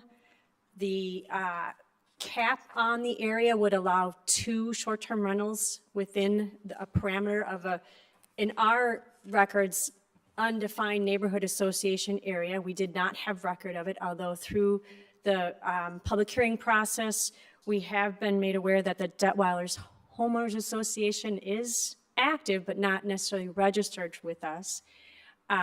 This would be a proposed second short-term rental within that general area. Since the last time we met, we were also informed of some unrecorded bylaws with the Homeowners Association of Detweiler that, in their opinion, restricts the use of this property as a short-term rental. Our recommendation is still remaining as is to approve. It does meet our standards of the Unified Development Code for short-term rentals. Can I answer any questions at this point? Councilmember Seer. Thank you, Madam Mayor. Because of some of these technicality that Leah is, or Miss Allison's talking about, sorry, I'd like to defer to the next meeting, 2 weeks to May 27th, please. Okay. Was that a motion? Yes. Okay, seconded by Councilmember Allen. Please cast your ballots. Motion passes unanimously. Thank you. Madam Clerk? 25-96 is a request by Councilmember Euler for the following. A, request to reconsider item number 25-096 B, C, and D, which is a communication from the City Manager, Corporation Counsel, and Finance Director Comptroller with a request for the following. B, adopt an ordinance implementing a municipal grocery retailer's occupation tax and a municipal grocery services occupation tax. Or C, adopt an ordinance amending the municipal retailer's occupation tax and municipal services occupation tax at 2%. Or D, adopt an ordinance amending the municipal retailer's occupation tax and municipal services occupation tax at 2.25%. Councilmember Euler? Madam Chairwoman, as I see it, there's two issues here. First of all is the idea of raising taxes on the public, and that's one specific piece of the conversation which we discussed in the last meeting. But the bigger issue to me and the basis behind the reconsideration is the fact that over a quarter of the current council was not here in the last meeting to have this discussion. And being that this is outside of normal budget season and should be a topic that is being discussed with a full complement of budget items, revenues, expenses, and all of the entirety of the things that we consider when we make a decision on revenue and expenses that have this much of an effect on the city. I think that it's important that those council members, specifically Seer, Carmona, and Kelly, have an opportunity to weigh in on the discussion, something that they will be accountable for the remainder of their term. And so, as I believe, unfortunately, this will probably die for a lack of a second from the folks who voted in favor of raising this fee on the public. It's still important to me that it's called out that the quarter of this council should have the opportunity to say something about it. The discussion should happen, and the public should understand that the 3/4 of the council decided to raise what is termed a regressive tax on you and don't want the other quarter of the council to have the opportunity to weigh in on the discussion. So with that, I'll move to reconsider items B, C, and D. Thank you. Is there a second?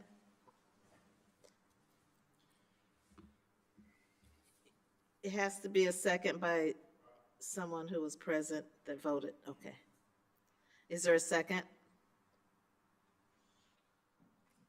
Okay, motion dies for lack of a second. Councilmember Riggenbach? No, okay. Okay, Madam Clerk? If there's no further unfinished business, we would be at new business. Okay. New business, I want to first ask, sorry. Okay, new business, I wanted to first ask you, Clerk Tarr, if you would like to discuss an item. Yes. Well, thank you, Madam Mayor. I'd like to mention on the 4th floor, just right outside Chambers here, We have a display case that highlights key moments in the City of Peoria governance. It's kind of a timeline. And my staff had worked on this, especially in light of the elections, the municipal elections. And it showcases the city's evolution from its first election, 1845, up to current date, specific milestones. And some of those milestones, of course, is the first election in 1845, then the adoption of the city manager form of government in 1953, and then, let's see, the cumulative voting system in 1991 for the at-large council members. So it all highlights, it has all the, like our minutes out there, we have news articles out there, even important elections like yourself, Madam Mayor. It highlights the first woman of color to be mayor. So if you could take some time and just look at the display case, we even have handouts you're welcome to take. You can take them home, share them with your family. I want to you. clarify, first woman, period. Yes, I'm sorry. Okay, Yes, thank ma'am. you. But you did a great job. You and your team did a great job on that display. It looks beautiful. How long will it stay up? It'll stay up for about 3 months, and then we're working on another display after that. Okay, fantastic. Next, I'm going to turn it over to our Corporation Counsel, Hayes, to make comments, please. Thank you, Madam Mayor. First, I want to mention that everybody has on their desk a new handbook thanks to our clerk. She's put together an excellent resource for all of you that has a lot of critical information in it. I'd like to call your attention to a couple of things that I think would be helpful to you. I know that all of you have done your Open Meeting Act training as required, but there's no requirement for refresher training. And so one of the items in here is the most recent Public Access Counselor slide deck on Open Meetings Act. If you wanted to, you could take the training again, but if you don't, here's the information about the Open Meetings Act, which governs what we do in public and also can guide you if you're in a circumstance where multiple council members are present and things like that. So if you need a refresher on that, it's here. There's also a slide deck from the same source, the Public Access Counselor, on Freedom of Information Act. So if you've got some questions about, you know, why am I getting an email from staff about searching my personal email, you can look at how the Open Meetings Act and the FOIA work together to create open and honest government, and you're a part of that. And oftentimes are called to help us with records requests and things like that. There's a short portion of the materials are on governmental ethics. It's a very important component, and it bumps into our lives all the time about conflicts of interest and the Gift Ban Act and political activities. And so that resource would be helpful for you to review and understand. If you've got questions, I'm happy to answer those. I left the biggest part of this book that's probably the most important for last, because there's also a memo about council rules on your desk, and this tome includes the council rules. And so the council rules on your desk are pursuant to the rules adopted by prior council. These are amendable over the next 90 days by this council if you choose to make changes. Some of you may recall that in 2023, we had a series of changes to our code book. We talked about articulating if there was a conflict of interest, what that conflict was. We did some work about the gender references within the code. We pointed to a couple of other things that had changed over time in our own system. And so if you feel like our rules of procedure need to be adjusted, you might want to make those suggestions, and we can get them in front of the council and see if they might be adopted as additional rules of procedure.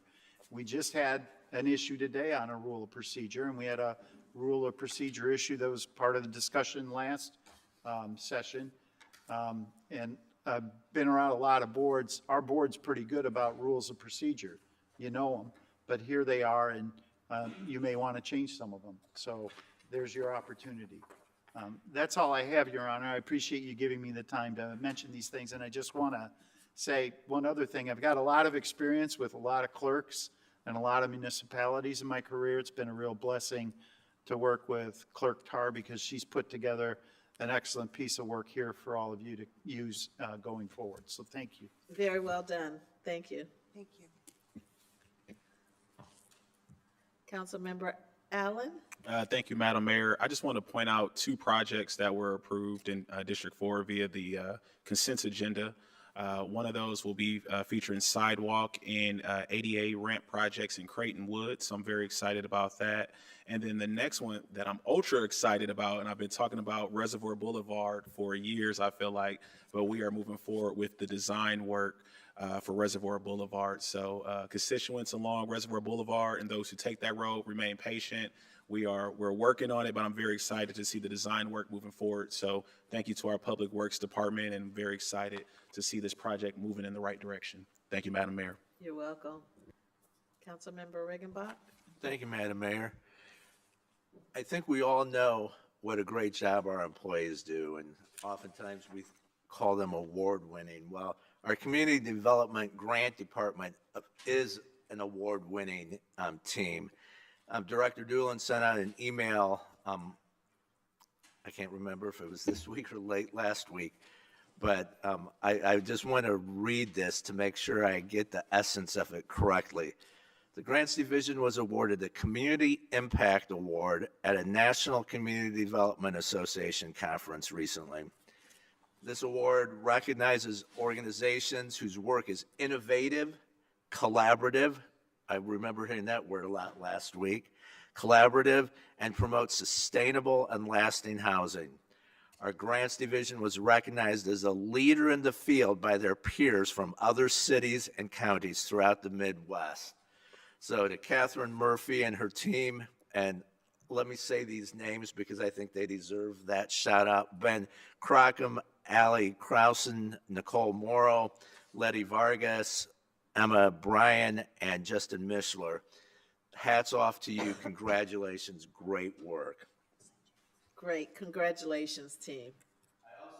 Worth shouting out the incredible weekend that we experienced here in downtown Peoria this weekend. The Peoria Civic Center was just an incredible beehive of activity, and the Nate Bargatze show set 2 records and had over 18,000 people at those 2 concerts, the shows. There's a couple other names of acts toward the Civic Center. Again, I don't recognize all of these names, but Sether was there, Mad Dog the Musical, and Shinedown. So great job to the Civic Center Authority and the Rick Edgar and the leadership there on continuing to bring acts into town that just fill that place and fill our downtown with activity. And I too would like to just thank my colleagues for their support on the Evans Street sidewalk project that's been in the budget for about a year and a half, and that will connect some green space in the North Valley, and I'm very excited about that. For Morton Square Park, you'll have direct access to the riverfront. So thank you for that, and we'll look forward to that completion later this year. Thank you, Madam Mayor. You're welcome. Great news. Councilmember Sear? Thank you, Madam Mayor.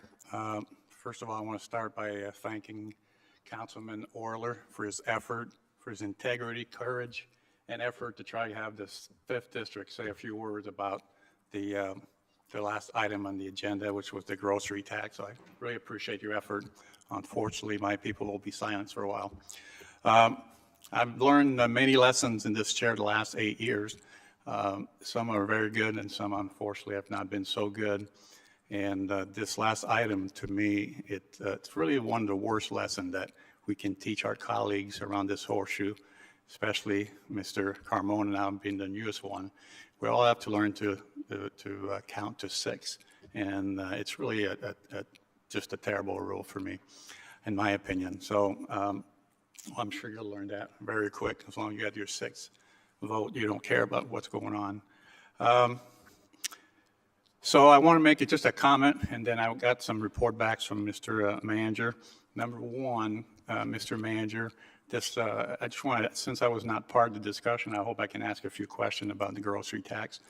Well, what was the amount of money that we were trying to raise? Staff estimated that the grocery tax generates about $5 million a year. Okay. I've Googled this, and I don't know, I know we didn't have a conversation, but approximately, how many cities do you think we have in the state of Illinois? How many cities do you think we have approximately in the state of Illinois? I think that the municipal league represents about 1,148 cities and municipalities and towns throughout the state. Okay. So when I Googled it, I mean, your numbers are much higher than mine, but if you're looking at cities with home rules and that have people, at least 2,500 people, there was like 500, something like that in Google. So I use that number for my comments here. But, you know, one thing, I mean, when we're looking at money, and no, we're talking, I just don't understand why, Madam Mayor, and all of us around the horseshoe, and really everybody listening tonight, I don't understand why we're not calling our elected official in Springfield and the governor's office. Now, just the last 4 years alone, they have spent over $2.5 billion, $2.5 billion on illegal immigrants, okay? So if you divide that by 500 cities, which is the number I Google, that's $5 million. So my intention tonight is really to try to get everybody to really start communicating with our elected official in Springfield and governor's office, say, no, we're short $5 million. Why don't you help us here, people that have paid into that pot of money that you're spending? Okay, enough of that. Next thing, my report back.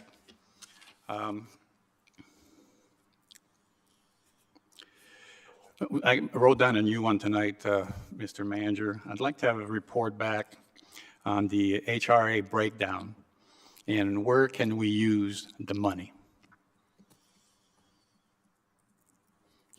Clear enough, Mr. Manager? Is that okay? Second report back. I need to know what we're working on under the home rule. The city of Peoria under home rule. Are we allowed to have deductible fees or taxes for our constituent right here in the city of Peoria under home rule? Because right now the only one we have in my understanding is the real estate taxes. And I think you've been working on that, but I'd like to have a report back sometime in the very near future before we start talking about the budget for 2026. See what we can do for that. I'd like to have a report back after talking with Kyle, Director Craddy.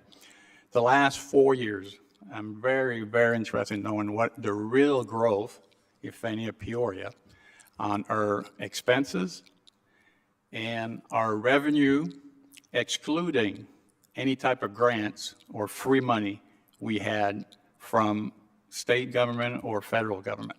I'm just curious, and I want all us to know and have that discussion. What is the real growth of Peoria the last 4 years? Next one would be on restricted fund movement. I know we have many funds that Mr. Craddy is in charge of. Some of them are restricted and some are not, okay? I want to educate myself and my colleagues on how many of them are restricted and which one we can use when we need to plug a hole, which we will have obviously some challenges in the next session for the budget. I really want to know, and I want all my colleagues to know the rules on that. Same thing, Mr. Manager, with the TIF. Tonight we have a TIF that we took £40,000 down. What are the rules on how we can use TIF money in different areas for budget purpose? And the last one, I want to be educated on the contribution that we make to our pension plan. The difference between actuary contribution and the state minimum income. Okay? I'm sorry for all this work. How much time do you think you need, sir, to get back to us? Give us at least 2 weeks to put this together. Okay. I would really appreciate in the next meeting if we can give a report back to all of us, please, so we can start discussion about the budget fairly soon. Thank you, sir. Thank you, Madam Mayor. You're welcome. As a follow-up to that, I just want to point out that there's something called LGDF, and it's Local Government Distributive Fund, and that is the state income tax that really should be shared more so with local governments, cities. And we've constantly, through the Illinois Municipal League, tried to convince our state legislators that we need more, a higher percentage given to the states. What I feel is our right for more of that fund to trickle down and be allocated to our city. So there's a fight that's been going on for a long time for that funding. Councilman Seer, I don't think that the 5 million is, coming outside of LGDF. And we're talking about 5 million a year, not a 5 million one and done. So the only way that I think we're going to get it is through an increase in LGDF. But we'll continue that fight. We'll continue that fight. I do want to point out, Councilman Riggenbach pointed out some awards that were given to Community Development Impact Awards, and our police chief got an award about a week ago at Northern Illinois University. What was the name of that award, Chief? Do you know? Do you know, Manager?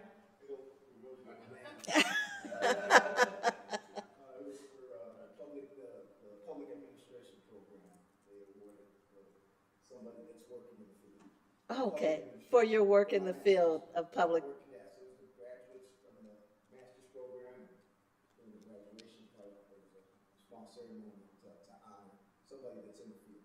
Okay, I thought you already graduated last year.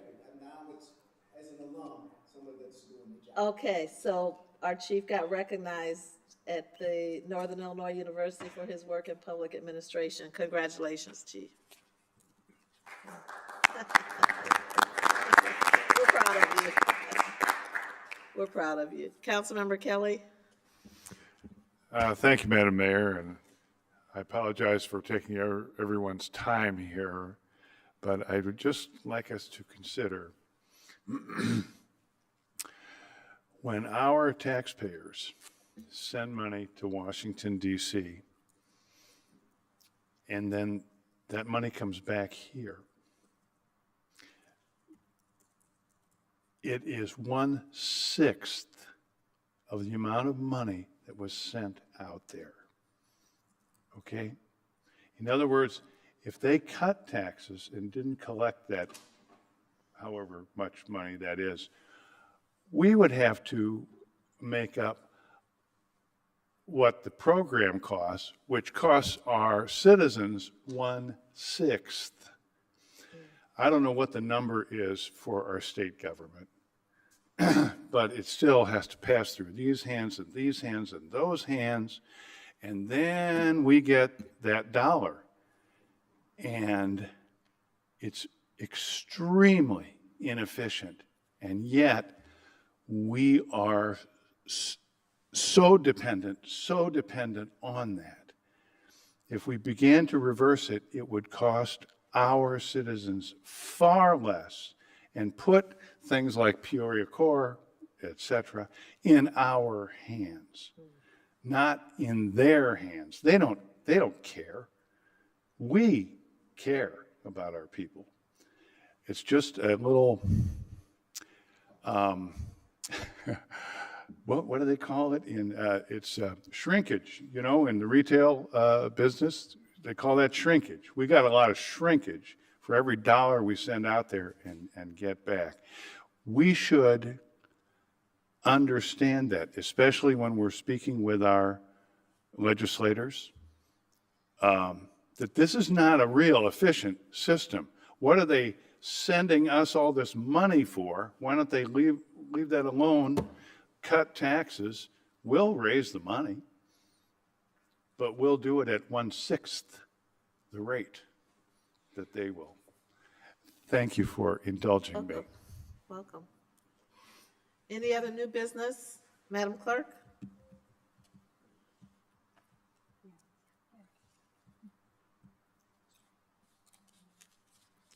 Oh, Councilmember Jackson? Okay, thank you, Madam Mayor. Sorry, I missed you. I just had three items I wanted to get an update on. I missed the legislative breakfast.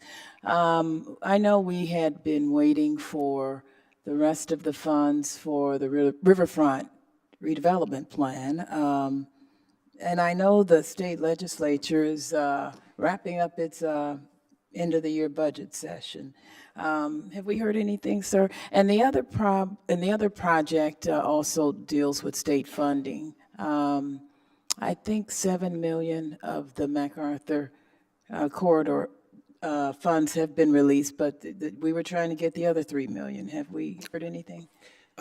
We have asked our legislators, and we have not received any word from DCO on the release of those funds yet.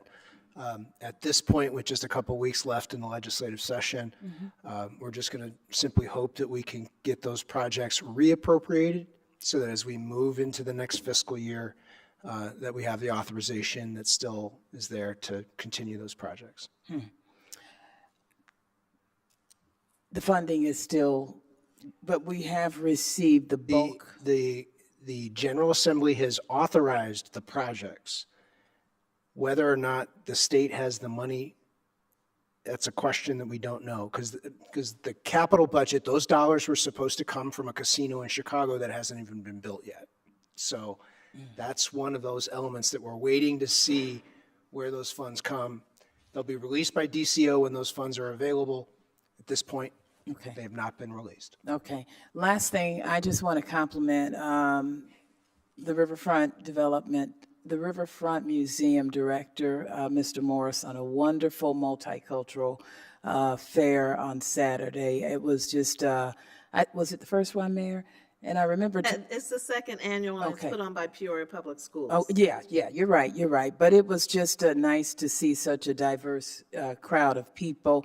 And I felt really proud with the level of international representation we have with all of the different teachers, and to see the performances and to hear them talk about education in their country. It has been very enriching. And I tell the students, when I was a student, we didn't have the benefit of that, international teachers, and I've really, really enjoyed it. One class that I work in, we had a Zoom meeting where the teacher is from Jamaica, and we had a Zoom meeting with another teacher and her students in Jamaica, and the students were just floored by the opportunity. So there's been a wonderful benefit of that relationship, and I hope it's something that will continue, because I'm learning just as much as the students are. And I think the public got that opportunity on Saturday as well. So it was a great event. And by the way, I was talking to my sister in Houston. She said they have a multicultural international event. It was suspended during COVID, and it has not come back. But I was just bragging on what Peoria had going on, and so she was a little jealous, but it was a wonderful event. So kudos to Director Morris from the Riverfront Museum. Thank you, Madam For Mayor. hosting that, but again, it's Peoria Public Schools event yes, that was it was held great. at the Riverfront Museum, and I applaud that effort. Over 114 teachers at Peoria Public Schools from across the world, and they have a sponsorship program, so they've actually given 75 teachers to another school district and another, 50 or so to another school district. I think Decatur Public Schools and another district. It's a great initiative. Yeah. Thank you. Any other new business? Councilmember Gordon Young. Thank you, Madam Mayor. I want to echo what Councilmember Jackson was speaking of regarding the multicultural fair. I had the pleasure, and I call it a pleasure because I hung out with my 15-year-old niece and 18-year-old great-nephew. And they wanted to hang with me all day. I was really impressed with that. But the beauty in the moment is all day, for 12 hours, we were able to find something to do. And it was a great event. We went there.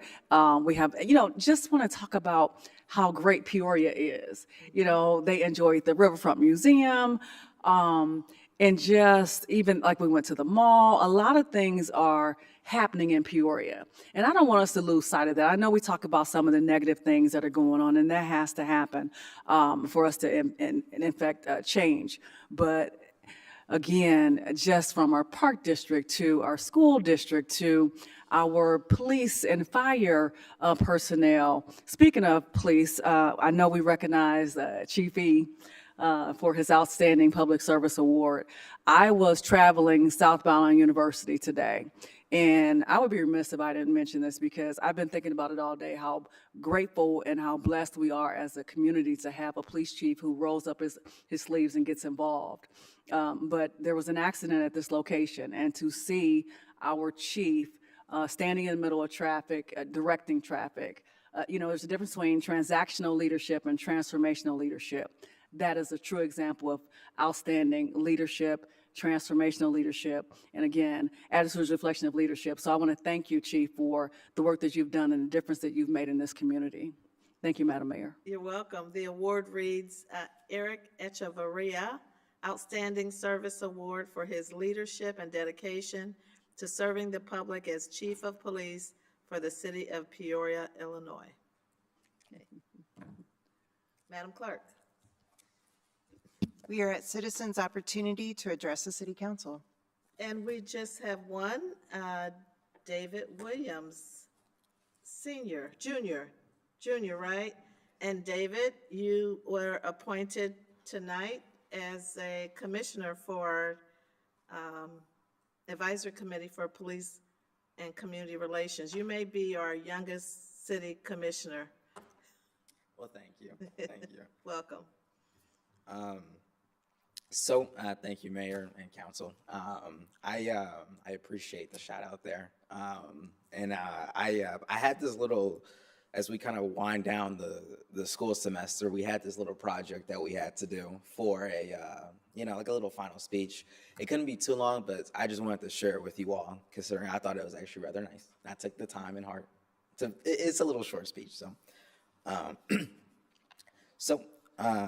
the United States of America, a name that vibrates throughout the entire world, whether that be through hope or hope and peace, or if it's through fear.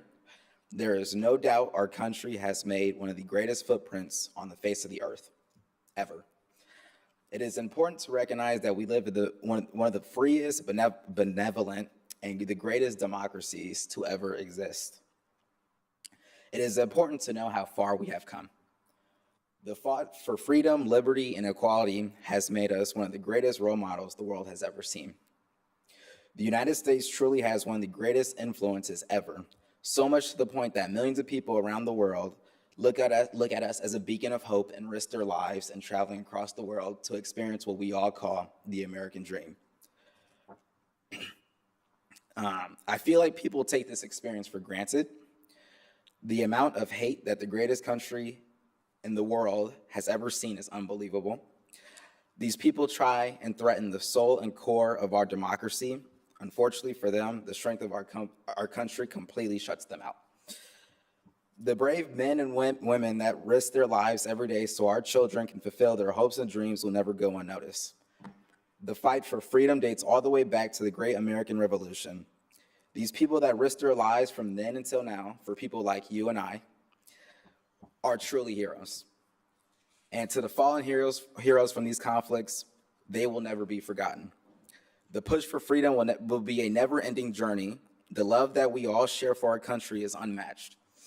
We all have the opportunity to live in the most diverse cultural nations ever.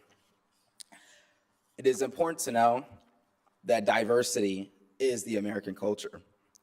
Throughout our country's existence, we have faced many challenges that seem impossible to overcome, whether it be the American Civil War, World War I and World War II, or overcoming oppression as a nation. It is always important to know that our country has always came through, and it was through the strength of we the people. There is truly no challenge that the land of the free cannot overcome. So let's take the time to appreciate everyone that's within this country and journey alongside with you. Enjoy the day and always remember that we are all blessed to call the United States of America home. And that's all I just like to share with you guys. Thank you. Well done. Thank you, Mr. Williams. Commissioner. Madam Clerk? We have an executive session.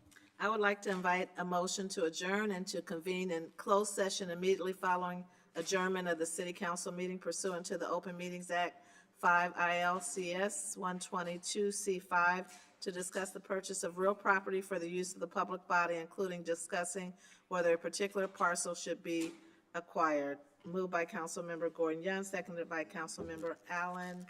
Madam Yes. Mayor, I'm sorry, I have a point of information. I want to apologize to the council for some confusion because I attached the wrong exhibit to your yellow sheet on the towing ordinance. And the correct version will be distributed in our closed session. Okay, So I apologize for that confusion.